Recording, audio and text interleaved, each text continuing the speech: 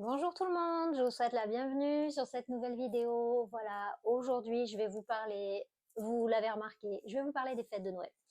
Pourquoi je vais vous parler des fêtes de Noël? Parce que c'est la semaine prochaine, et que toute cette semaine, j'ai eu beaucoup de personnes qui m'ont dit mon Dieu, je vais prendre du poids, je commence à angoisser par rapport aux fêtes, j'ai perdu du poids et maintenant je vais tout reprendre, c'est la catastrophe, dites-moi ce qu'il faut faire, je ne sais pas ce qu'il faut faire. Tout va bien, tout va bien, voilà. Alors, ce ne sont pas les fêtes de Noël qui sont responsables de votre prise de poids, du poids qui s'installe. Ce ne sont pas les 2 jours de fête de Noël, ce sont les 363 autres jours. Donc, no stress, pour les fêtes de Noël, tout va bien. Par contre, je vais vous donner des petits tips en fait qui vont vous permettre de pouvoir gérer ça au mieux et profiter au maximum. Voilà. Je m'appelle Vanessa Magan, je suis nutritionniste, coach spécialisée dans la perte de poids et également tout ce qui est trouble du comportement alimentaire. Et je viens vous parler chaque semaine de sujets divers et variés en lien avec l'alimentation et la prise de poids. Voilà, donc comme je vous disais, reprenons sur les fêtes de Noël. Alors, déjà, si c'est vous qui recevez, si c'est vous qui recevez votre famille et que vous êtes en charge de préparer le repas, première chose, n'achetez pas des tonnes. Voilà. Qu'est-ce qui se passe en fait? Le bébé, dès la naissance, a associé la nourriture que sa maman lui donne à son lien avec elle. Donc, c'est-à-dire que dans nos programmations archaïques de notre cerveau émotionnel, notre cerveau limbique, en fait, on a vraiment associé le lien à l'autre à la nourriture. C'est comme ça. Donc, en fait, on a toujours le sentiment que plus on nourrit et plus on aime. Voilà. Sauf que ce qui se passe en réalité, c'est que plus on nourrit et plus on sort de table et on n'en peut plus. Voilà, donc c'est pas, on peut arriver à éviter ça et passer quand même une merveilleuse soirée. Donc peut-être essayer d'aller sur des quantités un petit peu plus ajustées. Et vos invités ne vous en voudront pas, bien au contraire. Voilà, ils apprécieront d'autant plus le repas. Donc le jour J, une erreur à ne pas commettre, c'est de se dire bon alors je vais rien manger de la journée, comme ça au moins ce soir, voilà, j'aurai vraiment l'estomac vide et au moins comme ça va limiter les dégâts. Stop, on arrête ça. Non, on n'arrive pas affamé au moment du repas de Noël. Pourquoi? Parce qu'ici, vous avez votre cerveau reptilien, on en a déjà parlé, et le cerveau reptilien qui n'est pas très élaboré, il est responsable de notre survie.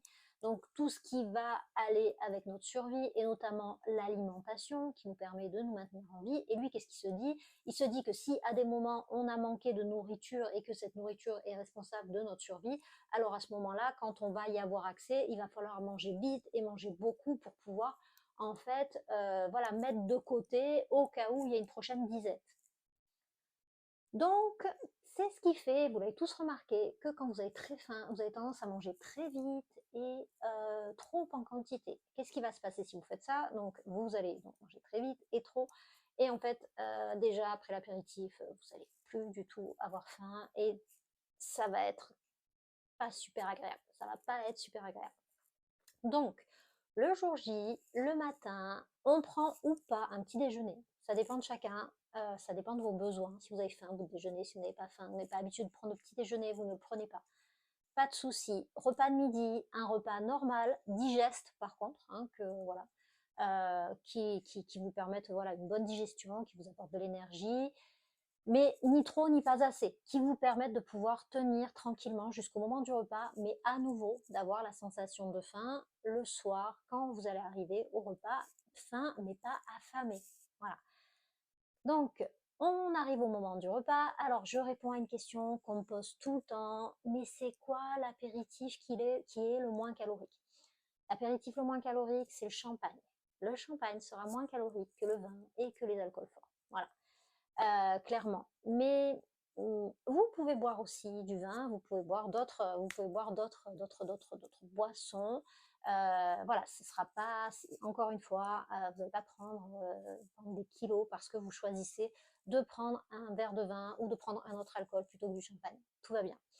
Voilà. Alors, comment on va procéder? on va en fait, l'idéal, ça va être pour que vous puissiez apprécier votre repas, pour que vous puissiez sortir de table en étant assez confort quand même, que vous ayez une bonne digestion et que vous puissiez vous préparer pour le lendemain, parce que c'est en général rebelote le lendemain, eh bien, aller sur des petites quantités et surtout ce qui va être important, c'est la dégustation. Parce que ça paraît rien comme ça, mais encore une fois, le bébé a associé le lien à l'autre avec la nourriture, le lien à sa maman avec la nourriture qu'elle lui donne. C'est-à-dire que vous l'avez tous remarqué, quand on se retrouve en convivialité, eh bien on a tendance à manger inconsciemment et à manger plus, et à manger dans des plus grandes quantités, à manger plus vite, et à boire plus vite, etc. Les fumeurs fument plus aussi. Voilà, donc on se retrouve comme ça et en fait, on associe le lien à l'autre à la nourriture qu'on mange. Et du coup, on mange plus et en plus, on n'apprécie pas vraiment puisqu'on n'a pas vraiment de conscience sur ce qu'on est en train de déguster. Donc d'un coup, on se retrouve, voilà, on n'en peut plus. Alors surtout là, quel dommage parce que c'est quand même voilà, un super repas. C'est vraiment dommage de ne pas en profiter, de ne pas être dans le plaisir. Donc prenez des petites quantités et en même temps que vous échangez avec tout le monde, mettez quand même de la conscience sur ce que vous êtes en train de manger. Ça vous permettra de gérer les quantités, de manger tranquillement et de garder de la place jusqu'à la fin ou en tout cas le plus tard possible et de pouvoir apprécier ce que vous mangez tout au long du repas. Faites durer votre verre aussi, voilà. Hein, on ne se rend pas compte, on a tendance à boire vite aussi et du coup, voilà, on se resserre et pareil, même système. Donc, on déguste. N'hésitez pas à boire aussi de l'eau, voilà, régulièrement. Pourquoi? Parce que l'alcool déshydrate, parce que pour digérer en fait un apport plus important que d'habitude, votre organisme va avoir besoin de beaucoup d'eau pour ça. Donc, aidez-le à favoriser la digestion en voilà, régulièrement prenant de l'eau, ça vous aidera à être mieux et à mieux digérer.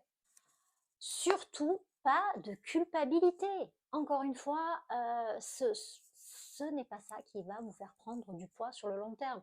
Ok, sur le moment, vous allez prendre un petit peu, mais ça va très vite redescendre. Ce n'est pas de la masse graisseuse. Encore une fois, c'est que de la rétention d'eau. Donc voilà, 2 jours après, c'est terminé. Ça vaut pas le coup de ne pas profiter du repas.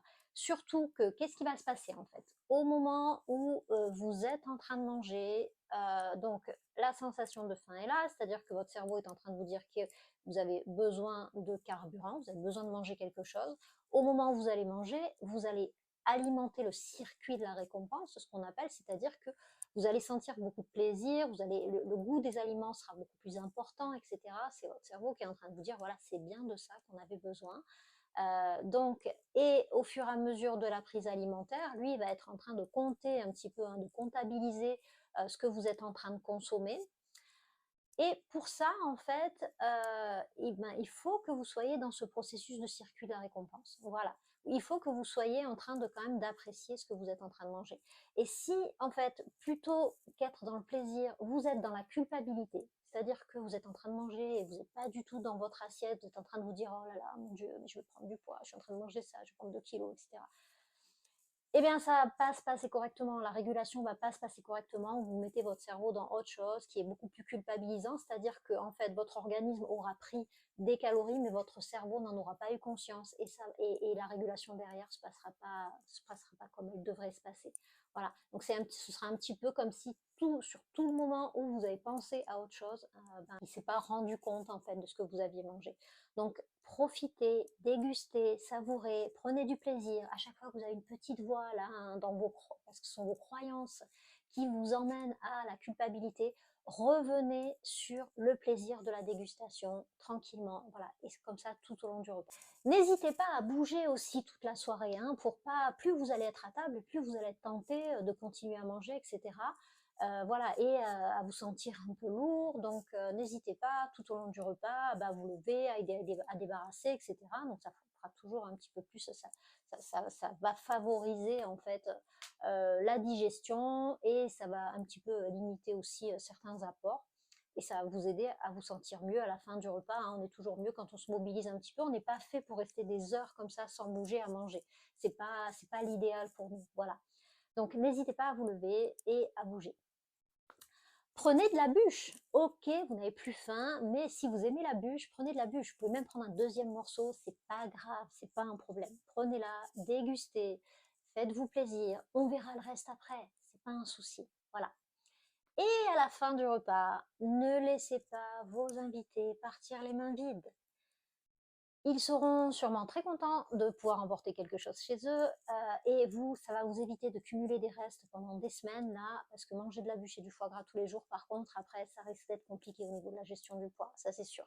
Parce que avec des aliments comme ça, on est vite au-dessus de nos besoins et ben va commencer à s'installer effectivement un processus de prise de poids parce que ça se met en place dans la progressivité, dans le quotidien et non pas le jour J. Voilà. Donc, n'hésitez pas, donnez les restes, congelez les restes, mais voilà, évitez de garder ça pour en manger un petit peu tous les jours. Le lendemain. Alors, le lendemain, par contre, pour le coup, là, c'est là, en fait, qu'il faut laisser votre corps consommer ce que vous lui avez donné en trop, plutôt que de remettre des couches par-dessus. C'est-à-dire que, idéalement, ne prenez pas de petit déjeuner, vraiment, laissez faire, laissez votre digestion, ne remettez pas, voilà, ne remettez pas de couches par-dessus. Et buvez beaucoup d'eau par contre, hein. N'hésitez pas à boire minimum 2 litres d'eau, vous pouvez même boire plus, parce que là vraiment vous allez aider votre organisme à gérer ça. Ne rajoutez pas de calories, buvez par contre beaucoup d'eau. N'hésitez pas à mettre du citron dans l'eau, ça va favoriser votre digestion, ça va alcaliniser votre organisme. Prenez des tisanes, prenez du thé, n'hésitez pas à vous faire une petite boisson détox, voilà, ça va vous aider. Et bah voilà, rebelote pour le lendemain midi, du coup, hein, voilà, à midi, donc même processus. Alors, ce sera toujours moins agréable, forcément, parce que votre organisme, il est en train de commencer à réguler. C'est-à-dire que vous allez arriver le 25 à midi, bah lui, il va vous dire j'ai pas trop envie de manger, en fait. Pourquoi? Parce qu'il a mis en place cette fameuse régulation. Donc, on n'a pas le choix, c'est comme ça. Et là non plus, c'est pas ça qui va installer une prise de poids, voilà, qui va mettre en place une prise de poids, qui va s'installer. Donc on le gère de la même manière que la veille, petite quantité, on déguste, on mange doucement, tranquillement, on n'hésite pas à boire de l'eau. Et voilà. Ce qu'il ne faut pas faire non plus, si vous avez eu un repas la veille arrosé, ne vous dites pas, bon allez c'est bon, je vais aller courir 2 heures, comme ça au moins je vais aller éliminer. C'est le meilleur moyen pour vous faire une tendinite ou un claquage ou quelque chose de ce type-là. Pourquoi? Parce que l'alcool déshydrate en fait. Et du coup, vos tissus vont être déshydratés et vont être beaucoup plus sensibles. Donc voilà, buvez beaucoup d'eau, laissez faire les choses et vous irez faire du sport un petit peu plus tard. Pareil, si vous vous sentez un peu lourd, c'est pas le moment d'aller faire du sport. Voilà. Donc ensuite, le repas du 25, donc on le gère comme le 24. Et après, l'idéal, pareil, le soir, ne remettez pas des couches par-dessus. Alors, tout ce qu'on vous a dit sur attention, il ne faut pas sauter de repas, etc., oubliez, sortez-vous cette croyance de la tête. Voilà, vraiment, on ne va pas, en fait, le but, c'est de laisser votre corps consommer cet excédent. Justement, c'est là que se met en place le principe de régulation. Vous n'avez pas de sensation de faim, votre cerveau ne vous dit pas que vous avez besoin de carburant. Pourquoi? Parce que vous en avez suffisamment. Donc là, c'est là que ça va se jouer, en fait. Donc ne mangez pas, prenez des tisanes encore une fois, buvez beaucoup d'eau. Et sur les jours qui suivent, laissez faire votre organisme. Vous allez voir que vous allez sentir que vous allez avoir besoin de plus de légumes, de verre.